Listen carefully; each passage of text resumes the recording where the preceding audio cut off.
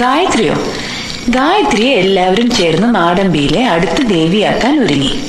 പക്ഷേ സേതുമായി ഇഷ്ടത്തിലായിരുന്നു ഗായത്രി. ദേവിയായാൽ വിവാഹം പറ്റില്ലല്ലോ.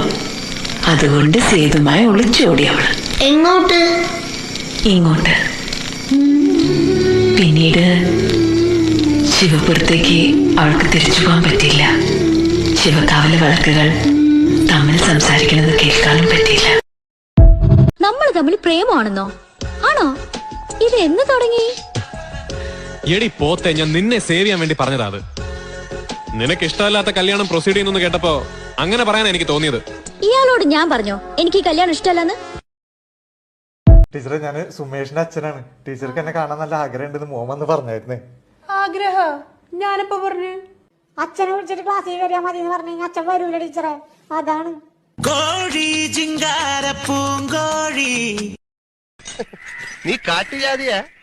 അതാണ് കൊരങ്ങിന്റെ സ്വഭാവം. എന്നോട് മിണ്ടണ്ട. മിണ്ടണ്ടെന്ന് പറഞ്ഞ ഈ വൃത്തികെട്ടവന്മാര് പറയുന്നൊന്നും എനിക്ക് മനസ്സിലാവുന്നില്ല. തിരിച്ച് നാട്ടിൽ ചെല്ലണമെങ്കിൽ നമുക്ക് വഴി ചോദിച്ചറിയണ്ടേ? അറിയാവുന്ന വഴി അങ്ങ് പോയാ മതി.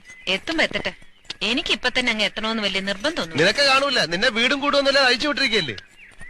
നമ്മൾ തമ്മിൽ മിണ്ടണ്ടെന്ന് പറഞ്ഞതല്ലേ? എന്നാ എന്റെ ചായയുടെ കാശ? ഞാൻ പറഞ്ഞില്ലല്ലോ എനിക്ക് ചായ വേണമെന്ന്. പിന്നെ അയാൾ തന്നപ്പോ വാങ്ങിച്ച് വിഴുങ്ങി എന്തിന്?